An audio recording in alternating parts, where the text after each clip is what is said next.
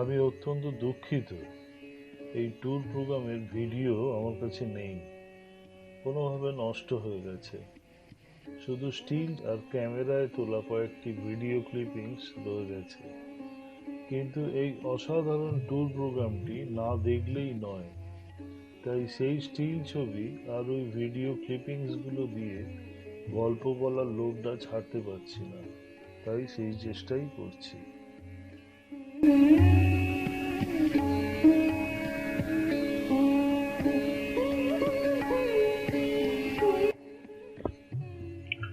হিমাচল প্রদেশ জায়গাটা আমাদের সবারই খুব প্রিয়।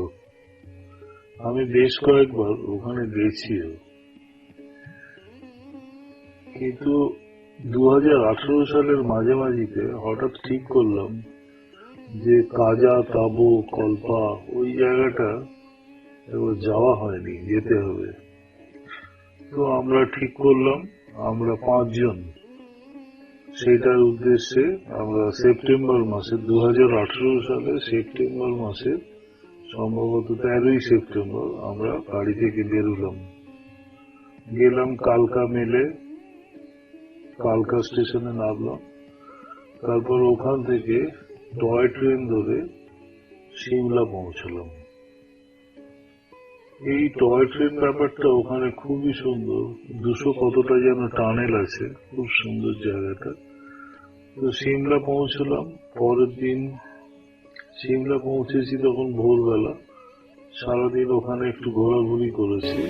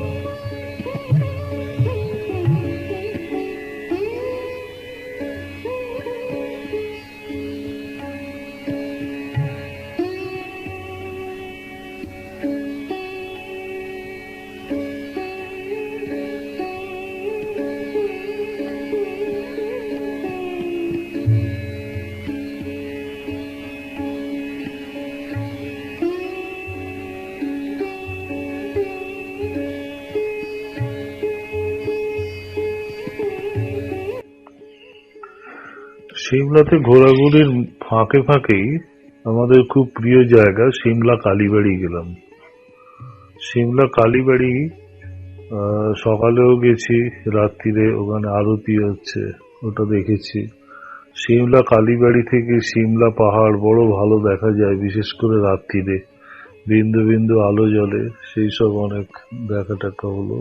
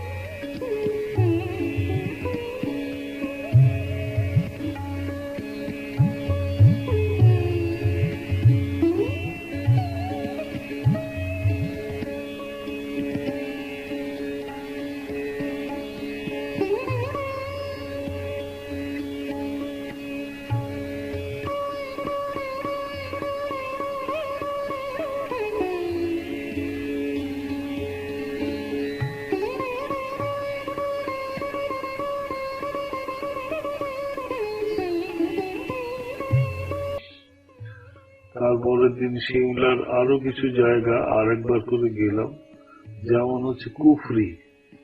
কুফরি জায়গাটা আমার খুব ভালো লাগে। ওটা একটা ওপেন চিড়িয়াখানা। কুফরিতে গেলাম, তারপরে ওখান থেকে একটা প্যালেস আছে, সেই প্যালেসে গেলাম। কিন্তু প্যালেসে ঠিক মতো ভেতরটা ঢোকা হলো না, তখন একটা কি অনুষ্ঠান চলছিল। আরো এদিক ওদিক ঘুরে আমরা ব্যাক করলাম, সিমলাতে থাকলাম।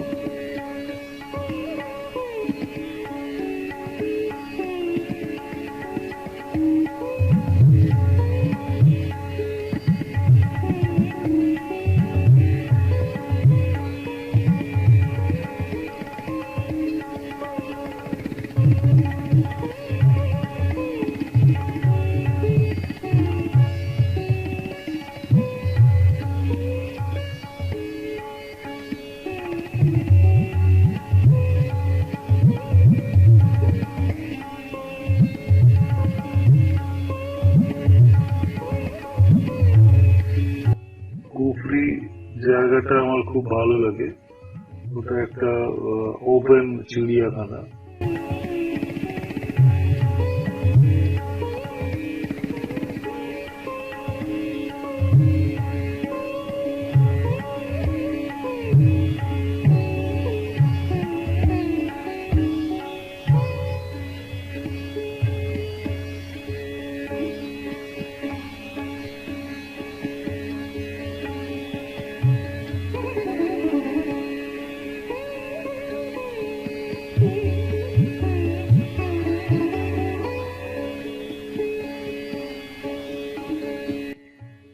কুফরি জায়গাটা আমার খুব ভালো লাগে।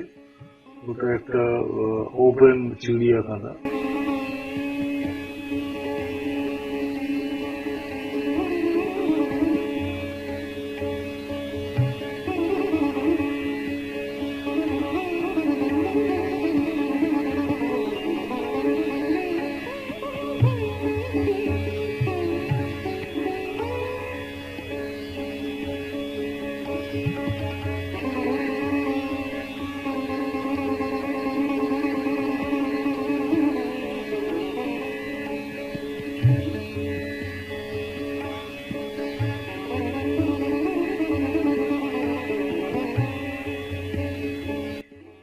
কুফরি জায়গাটা আমার খুব ভালো লাগে।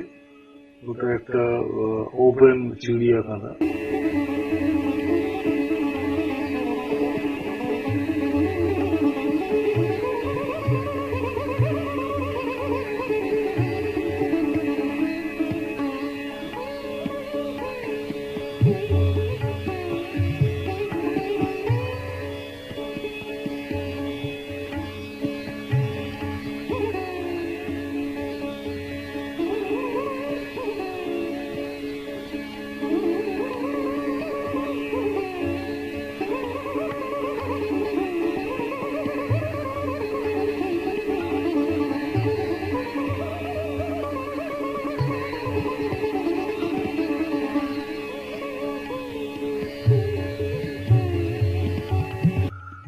আর বলতে ভুলে গেছি, সিমলার এবারে গিয়ে নতুন একটা জায়গা দেখলাম, সেটা হচ্ছে একটা হনুমান মন্দির হয়েছে।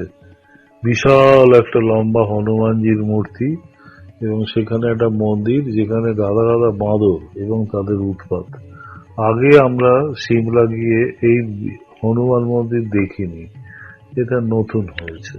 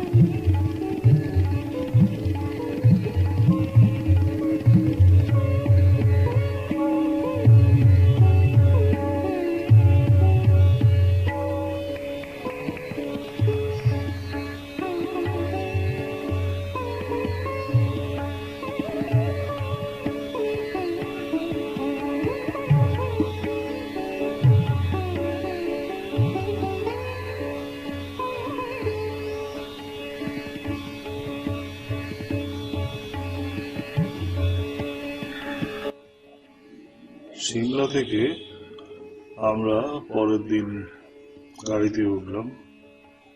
যাব কোথায়? সারাহান একটা পাহাড়ের মাথায় একটা খুব সুন্দর জায়গা। সেখানে আবার একটা বিখ্যাত নাকি কালী মন্দির আছে, ভীমা কালী মন্দির। খুব বেশিক্ষণের রাস্তা না, 4-5 ঘন্টার রাস্তা, কিন্তু মাঝ রাস্তায় আমাদের গাড়ি খারাপ হয়ে গেল। সেই গাড়ি সারিয়ে একটা ড্রাইভার আমাদের শর্মাজি চলে গেল, একটা অন্য গাড়ি ধরে অন্য একটা লোককে ধরে নিয়ে এলো, কিসব করলো, ছাড়তে ছাড়তে প্রায় সন্ধে, যার ফলে আমরা সারাহান পৌঁছলাম প্রায় রাত্রির বেলা।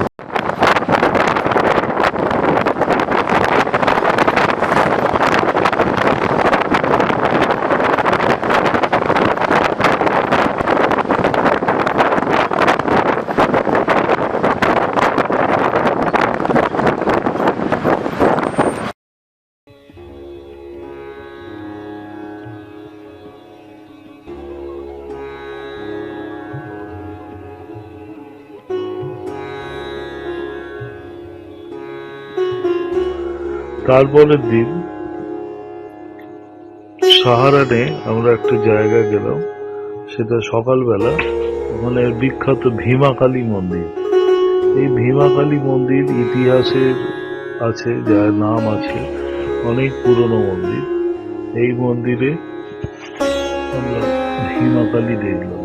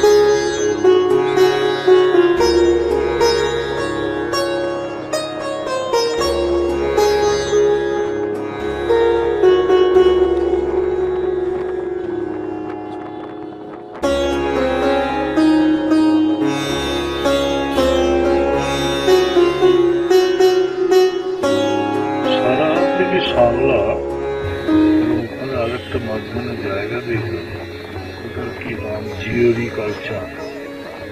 এই জিওরি কালচাম হয়ে আমরা সাংলা পৌঁছলাম। সাংলা পৌঁছতে পৌঁছতে সেই বিকাল হয়ে গেছে। রাস্তা আরো অপূর্ব।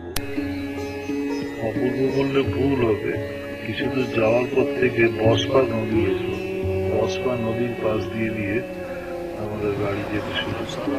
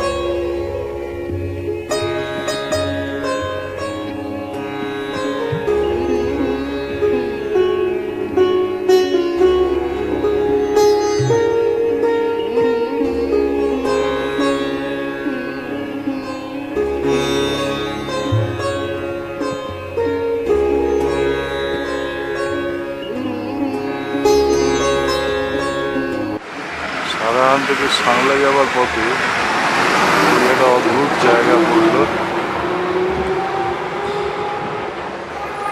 বিশাল পাহাড় এখানটা।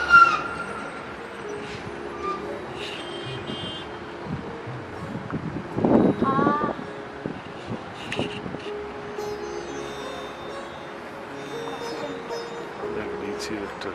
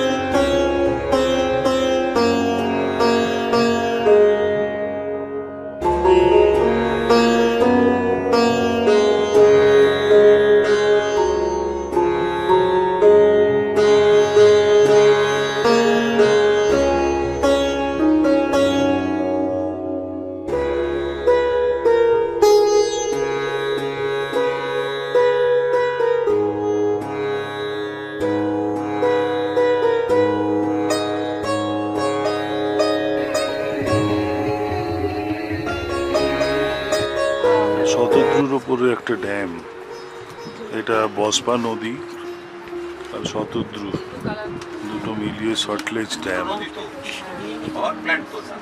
উপরে পাহাড় বরফে ঢাকা।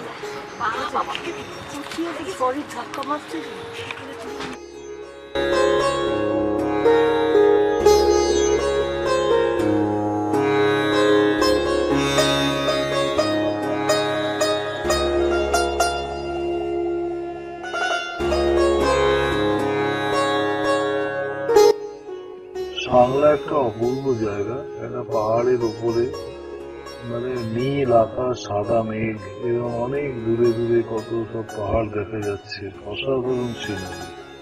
হিমাচল প্রদেশের যে আপেলের এত সুনাম, সেই আপেলের প্রধান অংশ কিন্তু তৈরি হয় সাংলাতে। এবং সাংলাতে শুধুই আপেল বাগান, চারিদিকে বড় বড় বিশাল বিশাল আপেল বাগান, তাতে হাজার হাজার আপেল, নানা ধরনের আপেল, সবুজ আপেল, লাল আপেল, কত যে আপেল। আপেল বাগানের জন্য বিখ্যাত সাংলা।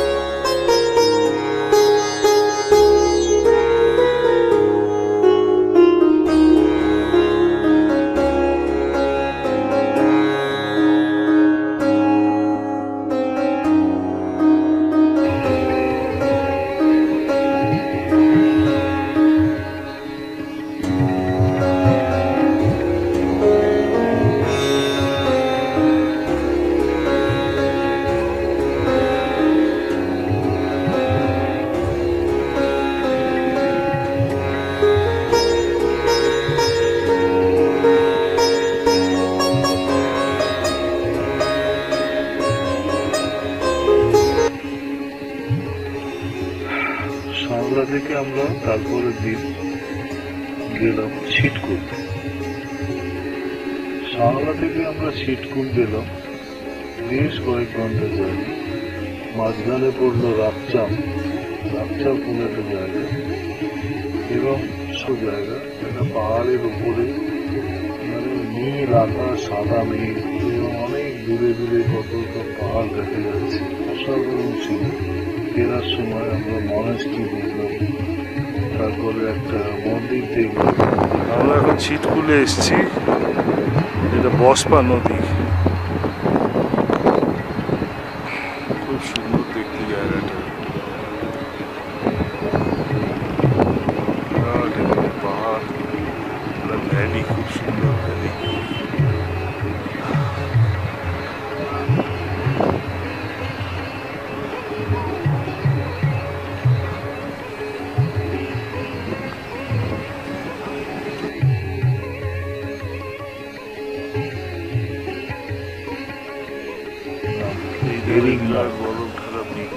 এবং যথারীতি বসপা নদী তার ধার দিয়ে দিয়ে পুরো রাস্তাটা বসপা নদী।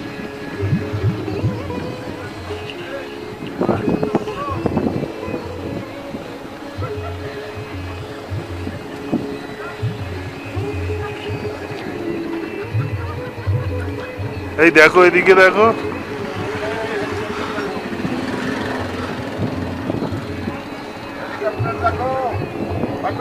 সিট খুলে বেড়াতে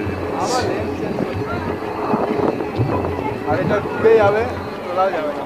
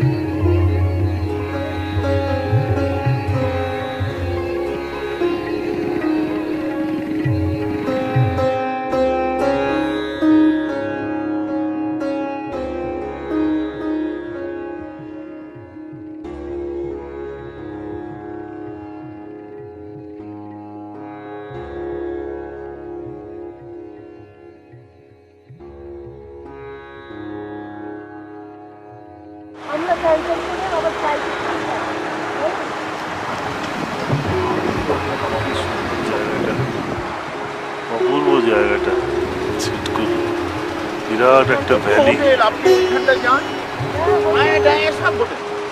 আর এত সুন্দর সুন্দর রুম, এরকম রুমে যদি থাকতাম, এরকম রুমটা দেখতাম, কত সুন্দর লাগতো। দারুণ লাগে। না, একটা কলমা এই একটা সাংলা ছিলাম, ঠিক আছে, এটাতে একটা থাকতাম, দুটো নাইট ওখানে করার কি দরকার?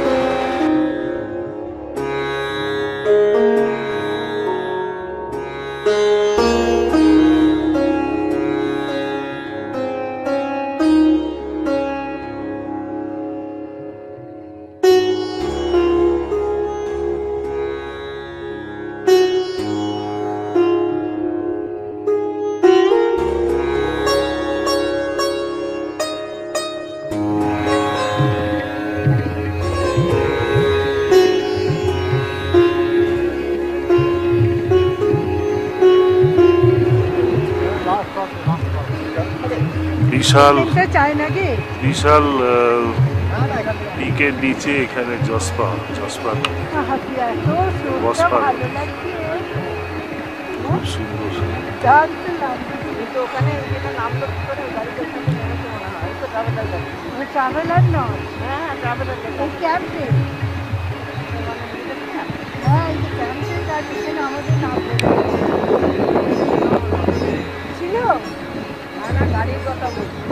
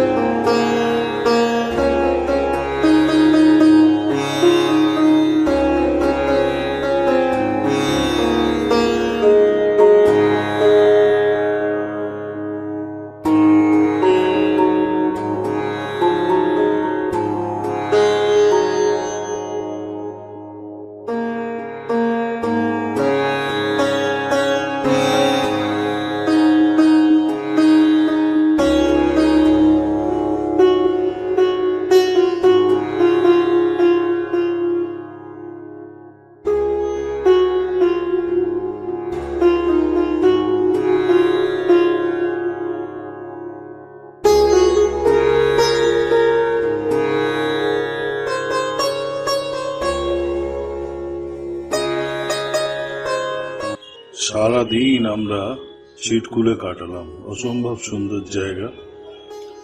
তারপরে সন্ধ্যাবেলা আমরা ফিরে এলাম আবার সাংলায় রাত্রিরে থাকলাম।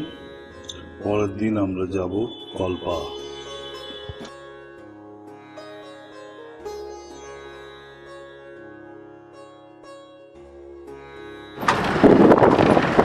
বসপা নদী পার দিয়ে আমরা এখন ফিরছি আবার ছিটকুল থেকে সাংলা।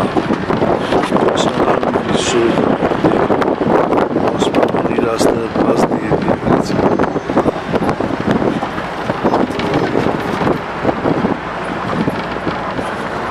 পাহাড়ের মাথায় এখনো বরফ লেগে, সেপ্টেম্বরে বরফ পড়েছে বেশ কিছু জায়গায়।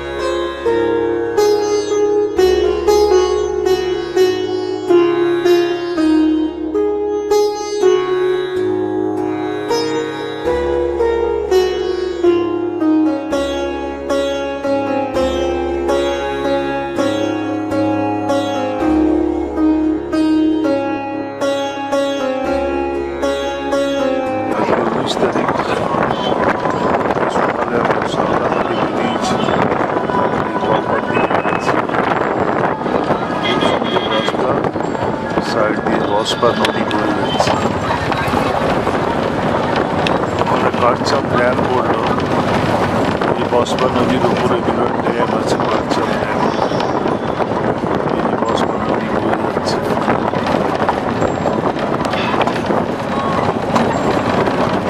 ওখান থেকে চলেছি সাংলা থেকে কলকা 41 কিলোমিটার রাস্তা।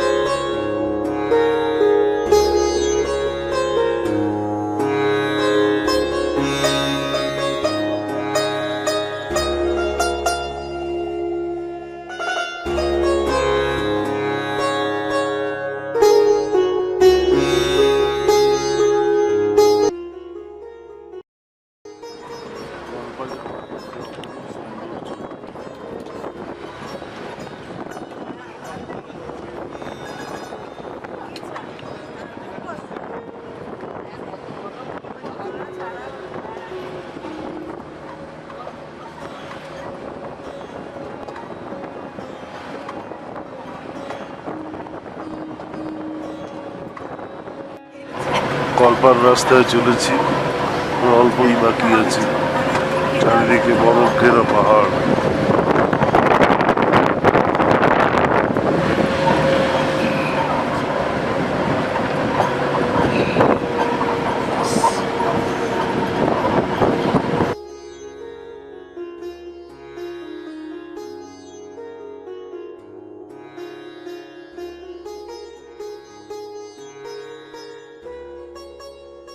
অসাধারণ জায়গা, অসাধারণ রাস্তা, তেমনি ভয়ের রাস্তা।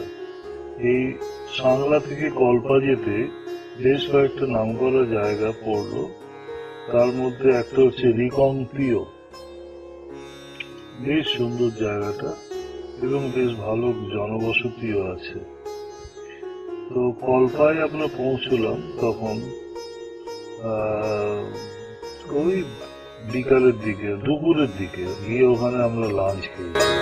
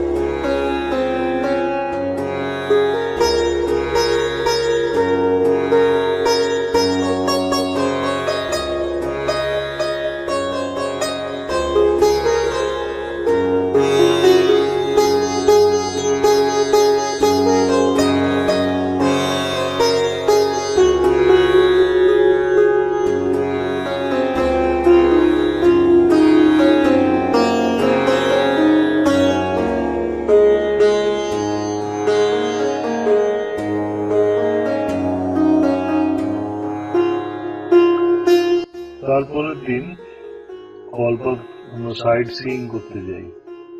কিন্তু সবচেয়ে যেটা বলার উদ্দেশ্য আমার, এই কল্পাতে আমরা যে হোটেল ছিলাম, সেই হোটেলে একটা সুন্দর ব্যালকনি ছিল আমাদের ঘরের বাইরে। সেই ব্যালকনিতে একদিকে যেমন সামনেই আপেল ক্ষেত, যত দূর দেখা যাচ্ছে আপেল ক্ষেত, এবং তার সামনে বিরাট পাহাড় ছিল। পাহাড় থেকে মেঘটা হঠাৎ আস্তে আস্তে সরে গেল এবং দেখতে পেলাম সেই বিখ্যাত পাহাড় কিন্নর কৈলাস। এই লাউল স্পিতির জায়গার মধ্যে কিন্নর কৈলাস একটা অন্যতম দেখার জায়গা, এবং প্রাণ ভরে কিন্নর কৈলাসকে দেখলাম, পাশে পার্বতী পাহাড় দেখলাম। এবং কল্পাতে আরেকটা জায়গা আছে, সে ভয়ঙ্কর জায়গা, তার নাম হচ্ছে সুইসাইড পয়েন্ট। এই সুইসাইড পয়েন্টটা দেখলে মানে কাছে গেলেই পুরো মাথা ঘোরে। এইখান থেকে মানে যদি কেউ ঝাঁপ দেয় এই পাহাড়ের জায়গা থেকে, তার অনুবীক্ষণ যন্ত্রও বোধহয় তাকে আর দেখা যাবে না, কি অবস্থা হবে কে জানে। আর কল্পাতে একটা বিখ্যাত এই আছে, মনেস্ট্রি আছে। খুব খুব খুব সুন্দর জায়গা এই কল্পা।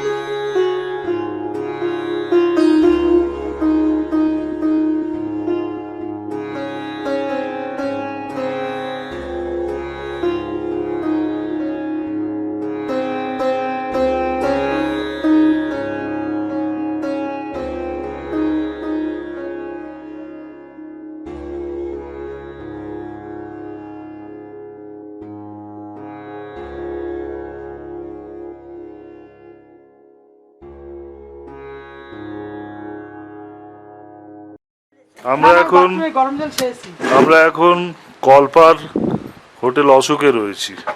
আমাদের 3 নায়িকা আছে এখানে, তাদের প্রত্যেকের ইন্টারভিউ নেব। তার আগে দেখিয়ে দিই, সামনে হচ্ছে কৈলাস কিন্নর, এই পাহাড়টা হচ্ছে পার্বতী পাহাড়, এই খোঁচাটা, এবং এরপরে এইখানটা হচ্ছে কৈলাস কিন্নর, এখন একটু মেঘে ঢাকা, এটা ঘন্টায় ঘন্টায় রং চেঞ্জ হয়। এই সেই কৈলাস কিন্নর, মানস সরোবরের কৈলাস পাহাড় আর এখানের কিন্নরের কৈলাস পাহাড়। এই হচ্ছে ঘটনা। এবারে ইন্টারভিউতে যাব। প্রথমে নায়িকা নাম্বার 1 বলুন। ও নিচে হচ্ছে পুরো আপেল বাগান, প্রচুর আপেল হয়ে আছে, পুরো আপেল হয়ে আছে। আমরা ব্যালকনিতে বসে আছি, আপেল দেখছি, কৈলাস দেখছি, কৈলাস দেখছি, আপেল দেখছি। এইবার ইন্টারভিউর পালা। বলুন কেমন লাগছে, কোথায় এখন? অসাধারণ। আমরা এখন কলপাই। এইদিকে তাকিয়ে ক্যামেরার কলপায়, দিকে। কলপায়। কলপায়, কলপাই, কলপা কলপা কল্পা কলপায় আছে। তো এখানে কেমন লাগছে? অসাধারণ লাগছে। অসাধারণ। আরো অসাধারণ লাগছে আপনাকে। অসম্ভব ভালো লাগলো আপনার কথা শুনে, অনেক অনেক ধন্যবাদ। এবার নায়িকা নাম্বার 2 কে নিয়ে আসি, বলো। দারুণ লাগছে, কিন্তু খুব শীত করছে, ঠান্ডা হাওয়া। এটা কি হলো, শীত করছে? পাহাড়ে তো ঠান্ডা লাগবে। প্রচুর ঠান্ডা আছে এখানে। এত আপেলের গাছের হাওয়া খাচ্ছি, মন ভরে যাচ্ছে আপেল গাছের হাওয়াতে আমাদের। ঠিক আছে, আপেল না খেয়ে আপনি এত চিন্তা নিত কেন, কি হয়েছে? হ্যাঁ, চিন্তা নয়, ভাবছি ভাবছেন। যদি এরকম কৈলাস থেকে মহাদেবকে দেখতে পেয়ে যেতাম। আচ্ছা, এখন আর কিছু বলার আছে? ঠিক আছে, থাক, ধন্যবাদ। আমরা ক্যামেরায় আবার একবার দেখিয়ে দিই পার্বতী পাহাড়, আর এখানে মেঘে ঢাকা কৈলাস পাহাড়। একটু পরে মেঘ খুললে আবার দেখাবো। এইখানে কালার চেঞ্জ হয়, কালার চেঞ্জ হয়। এই জায়গাটা কিরকম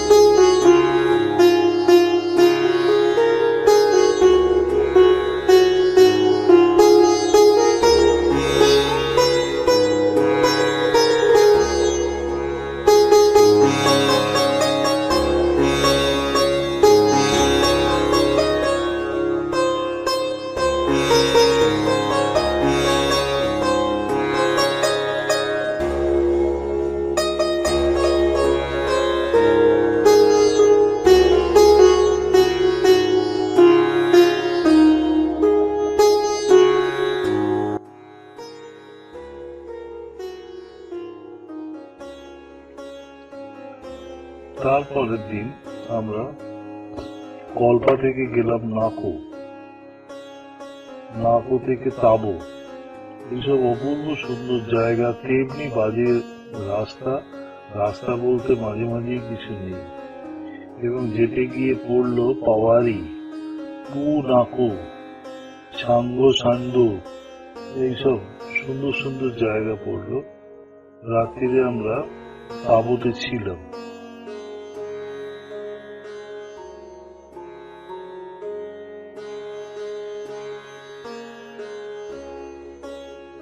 এটা দেখে আমার ভীষণভাবে লাদাখের কথা মনে পড়ছে। এই একই রকম লাদাখের পাহাড়, ন্যাড়া পাহাড়, কিন্তু বিশাল পাহাড়।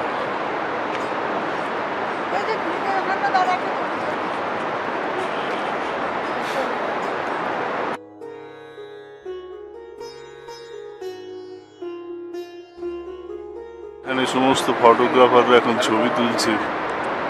আমাদের গাড়ি দাঁড়িয়ে আছে, নায়িকা রেস্ট নিচ্ছে। কি কেমন লাগছে? দারুণ লাগছে, দারুণ। আমার তো লাদাখই তাকাচ্ছেই না। ওইদিকে বরফ পড়েছে পাহাড়ে।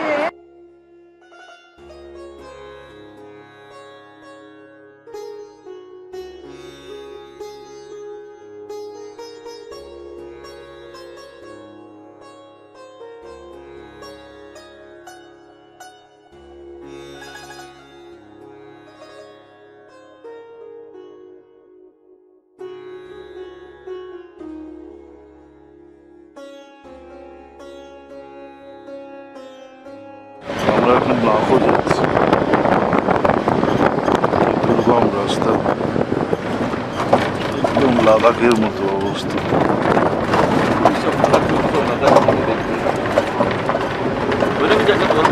গরমে হাই অল্টিটিউড আছে ওই রাস্তায়। এই যে রাস্তা গেছে,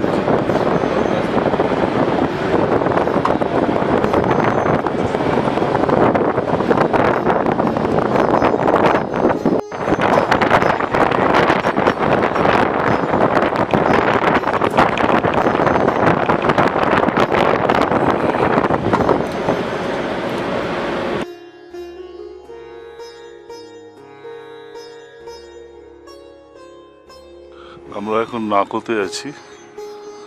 এই দোকানে ভাত টাত খাওয়া হলো, খেয়ে এবার যাওয়া হবে এখানের বিখ্যাত লেক দেখতে। এটা হচ্ছে নাকো ভ্যালি, না পাহাড়ের কথা।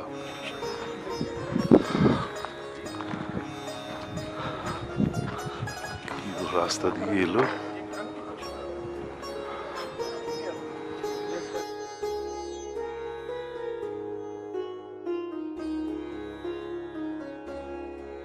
এই তাঁবুতে একটা দেখার জায়গা আছে, একটা লেক, অত উঁচু পাহাড়ের মাথায়, চারিদিকে পাহাড় ঘেরা একটা অপূর্ব লেক। লেকটা না দেখলেই নয়, অপূর্ব সুন্দর দেখতে। এবং তাঁবুর আরেকটা অন্যতম দেখার জায়গা হচ্ছে একটা মনেস্ট্রি। ওই লেকের রাস্তাটা গিয়ে বাঁদিকে লেকটা পড়ে আর ডান দিকে পড়ছে মনেস্ট্রিটা। কিন্তু এখানে খাওয়ার ভীষণ অসুবিধে। কি যে খেয়েছি কি জানি, এখন বলতে পারবো না। ওই রাস্তার ধারে যে দোকান, অবশ্য ওরা খাবার দাবার পাবেই বা কোথা থেকে, কত দূর থেকে, সিমলা থেকে বা খাওয়ার খুব অসুবিধে, কিন্তু জায়গা দেখে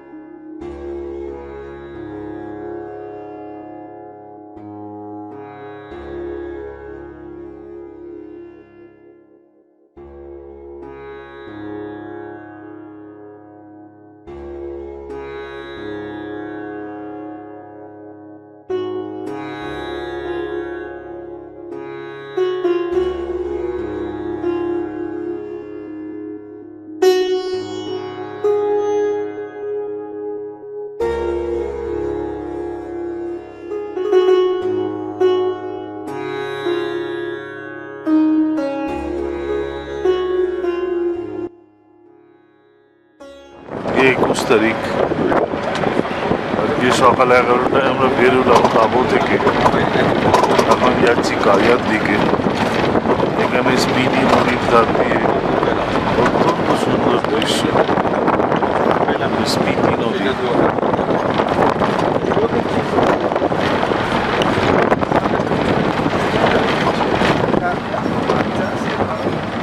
একদম নীল আকাশ, তার নিচে ভয়ঙ্কর পাহাড়, তার নিচে স্পিতি নদী বয়ে যাচ্ছে।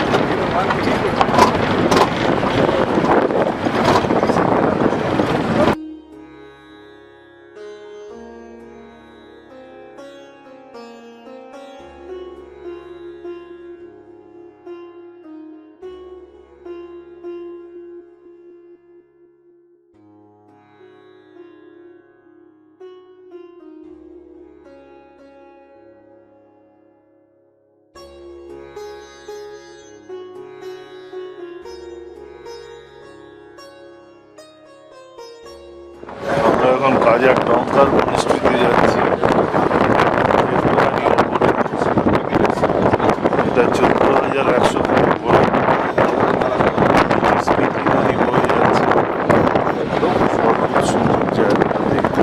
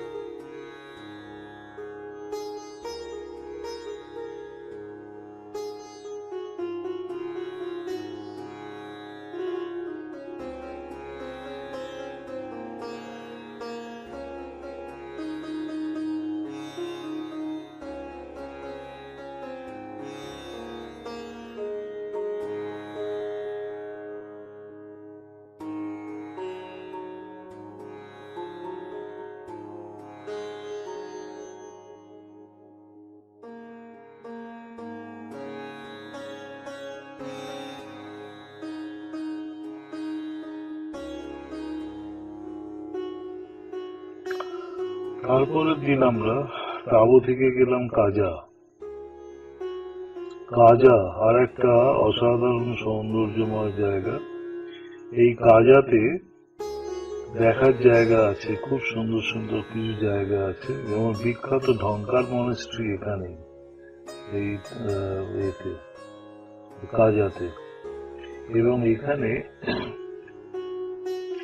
একটা মানে ঠিক এই জায়গাটা না, আর একটু গিয়ে চাঁদতাল পড়ে, চন্দ্রতাল যেটাকে বলে, এই চন্দ্রতাল কাজা থেকে কিছুটা গিয়েই পড়ে।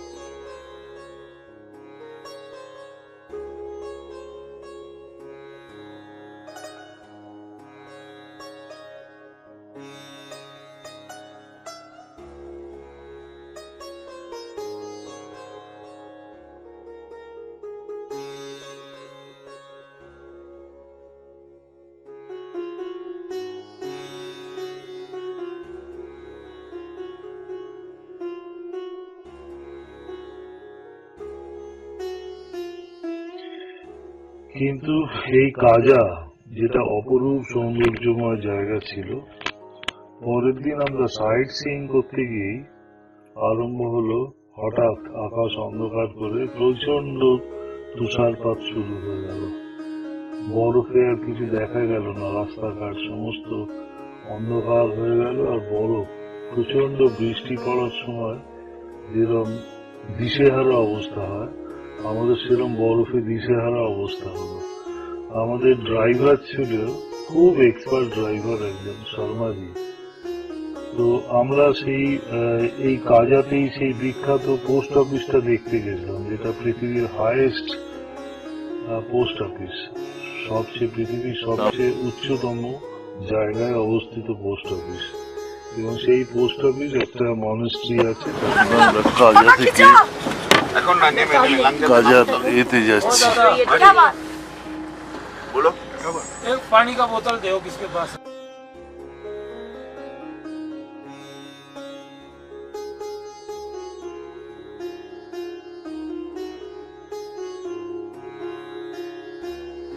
এখন জায়গায় দেখতে যাচ্ছি সাইড সিন।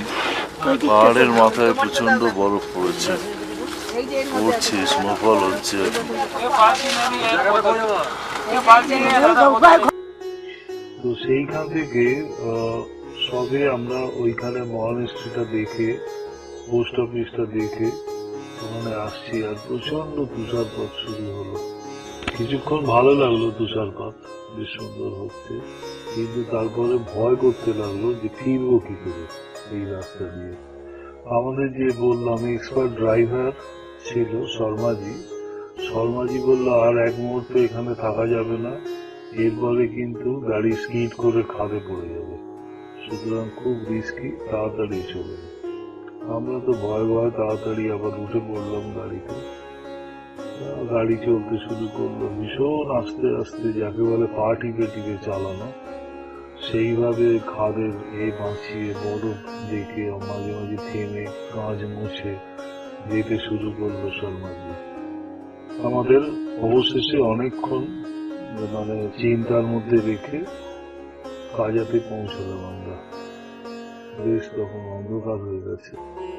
তারপরের দিন আমাদের কাজা থেকে কেলং হয়ে কুঞ্জম পাস হয়ে ফেরার কথা, কেলং এ এসে থাকার কথা। তারপরের দিন কেলং থেকে উদয়পুর হয়ে ত্রিলোকনাথ হয়ে আবার কেলং এ ফিরে তারপরের দিন কেলং থেকে মানালি আসার কথা থ্রু রোটাং পাস। কিন্তু মানুষ ভাবে এক আর হয়ে যায় আর এক। সেই রাত্রিরে সারা রাত কাজাতে প্রচন্ড বরফ পড়ল। পরের দিন হাঁটু সমান বরফে ভর্তি হয়ে গেল, গাড়ি টাড়ি যাওয়ার কোনো চান্স নেই। তো তার বেশ কিছুক্ষণ পর, তার বিকালবেলা, আমরা সারাদিন ঘরে বন্দি হয়ে আছি। সন্ধ্যের দিকে আমাদের শর্মাজি বলল যদি এরকম রেটে বরফ পড়ে তাহলে কিন্তু আর কোথাও যাওয়া যাবে না, গুঞ্জম পাস দিয়ে তো যাওয়াই যাবে না, এখানেই থেকে যেতে হবে। আমরা এবার খুব ভয় চিন্তায়। রেডি? কিরম বরফ পড়ছে, কিরম বরফ পেলে?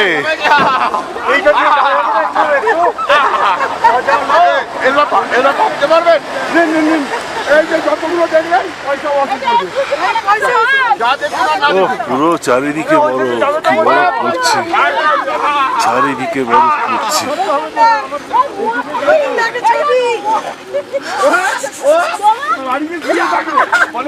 আরে সুইজারল্যান্ড কম জায়গা চাইছিলেন না, এখন এটা না, এটা পারত কি বলে, পারত দাম মস্তানি মারছে এখানে।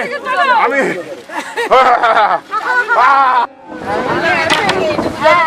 চারিদিকে বরফ, আচ্ছা মুখ দিয়ে ইয়ে করুন যেন সিগারেট খাচ্ছেন, দেখুন করুন এখন আবার কাজে থেকে হয়েছে।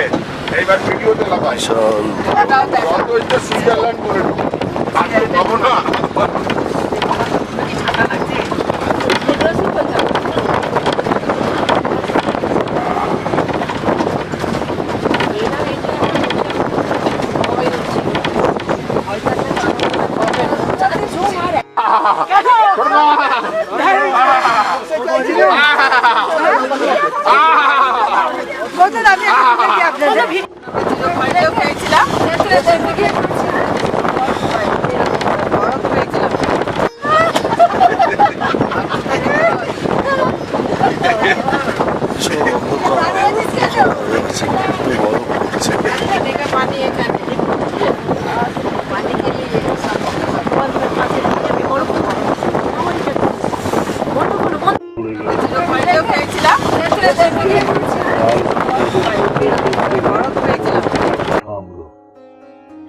এবং পরের দিন আমরা সকালে উঠে ভয়ে ভয়ে তাকিয়ে দেখলাম যে আকাশ মোটামুটি ফর্সা, কিন্তু রাস্তায় বেশ বরফ আছে। এবার শর্মাজি বলল, দেখি চেষ্টা করে, সবাই গাড়িতে বসুন, দেখছি। আমরা মালপত্র নিয়ে ভয়ে ভয়ে গাড়িতে বসলাম। এইবার সেই ভয়ঙ্কর দুর্যোগের রাতটা এলো, সেই রাত্রির। সেটা হলো কি না, গাড়ি বেশ কিছু দূর এসছে, অনেক ঘুরে ঘুরে শর্মাজি চালাচ্ছিল। চালাতে চালাতে দেখা গেল একটা জায়গায় পুরো ধসে গেছে, জায়গা রাস্তা নেই, এবং সেখান দিয়ে হড়কা বান এসছে। এই হড়কা বানের জন্যই রাস্তা পুরো ধসে গেছে, কোনো রাস্তাই নেই, কিচ্ছু নেই, এবং গাড়ির লাইন পড়ে গেছে যাওয়ার জন্য। তো যাওয়া কোনোভাবেই যাবে না, এবং ওখানে এমন একটা জায়গা, ধারে কাছে কোনো বাসস্থানও কিছু নেই। তো বেশ কিছুক্ষণ দেখে হতাশ হয়ে গাড়ি ব্যাক করতে হলো। গাড়ি ব্যাক করে কিছু দূর যাওয়ার পর একটা ছোট্ট বাসস্থান, মানে একটা পাড়া মতন, ছোট পাড়া মতন বা গ্রামের মতন এলো, যেখানে একটা চায়ের দোকান আছে আর একটা সিমেন্ট গোডাউনের মতো আছে। তো আমরা নিরুপায় হয়ে সারা রাত ওই সিমেন্ট গোডাউনে আমাদের থাকতে হয়েছিল, কাটাতে হয়েছিল। সারা রাত জেগে বসে আছি, রাস্তা সারালে তবে বাড়ি ফিরবো, ওদিকে ট্রেনের আবার টিকিট কাটা আছে, সে ভয়ঙ্কর অবস্থা। সকাল থেকে গিয়ে সকাল হলো, তারপরে সেই রাত জাগা অবস্থাতেই আমরা গেলাম, আবার গিয়ে ওই গাড়ির লাইনে দাঁড়িয়ে গেলাম, যে যেখানে ওই ধস নেমেছে ওই এর জন্যে, হড়কা বানের জন্যে, সেইখানে গাড়ির লাইনের মাঝখানে দাঁড়িয়ে গেলাম। তো পরপর অনেকগুলো বড় বড় বুলডোজার এলো। বুলডোজার এনে অন্য জায়গা থেকে পাথর এনে, মাটি এনে সব ফেলতে লাগলো। ফেলে ফেলে অবশেষে দুপুরের দিকে সেটা কিছুটা মানে গাড়ি যাবার মতন হলো। আমরা সবাই গাড়ি থেকে নেমে হেঁটে হেঁটে ব্যালেন্স করে ওই জায়গাটা ক্রস করলাম, এবং গাড়ি তারপরে আস্তে আস্তে গেল। গাড়ি যে কিভাবে গেছে ওখান দিয়ে, সেটা ভাবলেই এখনো আতঙ্ক লাগে। যাই হোক, বিপদ তখনও শেষ হয়নি। সেই হড়কা বাঁধ ছাড়িয়ে আমরা তো আরো কিছু দূর এগোলাম, তারপরে দেখি আবার গাড়ির লাইন, রাস্তা বন্ধ। কি ব্যাপার না, ওখান থেকে আসার সময় ওপর থেকে পাথর পড়ছিল আমাদের গাড়ির উপরে, টুকটাক টুকটাক করে পড়ছিল। কিন্তু ওইখানে গিয়ে দেখা গেল কি, সামনে একটা বিশাল বড় পাথর এমন পড়েছে, পুরো রাস্তা বন্ধ হয়ে বসে আছে, যাওয়ার কোনো রাস্তা নেই। তো সবাই নেবে হাঁটাহাঁটি করছে, এমন সময় মিলিটারি গাড়ি এলো। মিলিটারি একটা গাড়ি উল্টো দিক থেকে এলো, এসে তারপর তারা ডিনামাইট দিয়ে ওই পাথরটাকে ভাঙলো। সেই আওয়াজে মনে হলো পৃথিবী তলিয়ে যাবে। সেই পাথর গুঁড়ো গুঁড়ো হয়ে গেল।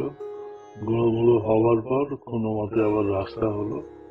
এবার আমাদের ফেরার কথা ছিল ওখান থেকে আবার কল্পা থেকে আবার কেলং আসার কথা, কুঞ্জম পাস হয়ে। কিন্তু শর্মাজি বলল কেলংয়ের রাস্তা বন্ধ হয়ে গেছে, এখন আর যাওয়া যাবে না। এখন একটাই রাস্তা আছে, আমি এখান থেকে টানা সিমলা চলে যাব গাড়ি নিয়ে। যদি কারোর অসুবিধা না থাকে আমি একটা চেষ্টা করে দেখব, নয়তো এখানে যাওয়ার রাস্তা ফাস্তা বন্ধ হয়ে যাচ্ছে, এখন হয়তো 5-6 দিন আটকে যেতে হবে। তো আমাদের কাছে আর কোনো অপশন ছিল না। আমরা বললাম, ঠিক আছে শর্মাজি, আপনার যা ভালো মনে হয় করুন। তো শর্মাজি সত্যি গাড়ি চালাতে পারে। সেই কখন আমরা সকালবেলা বেরিয়েছি, সারাদিন তো দাঁড়িয়ে দাঁড়িয়ে আসা হয়েছে যদিও। তারপরে ওইখানে ডিনামাইট দিয়ে রাস্তা কাটানোর পর, তখন তো প্রায় সন্ধ্যে হয়, সেখান থেকে ওই অবস্থায় ওই রাস্তা দিয়ে শর্মাজি প্রায় সারা রাত গাড়ি চালিয়ে ভোর রাত্রির দিকে সিমলা পৌঁছল। সে যে কি করে গাড়ি এসছে আমরা বিশ্বাস করতে পারছি না।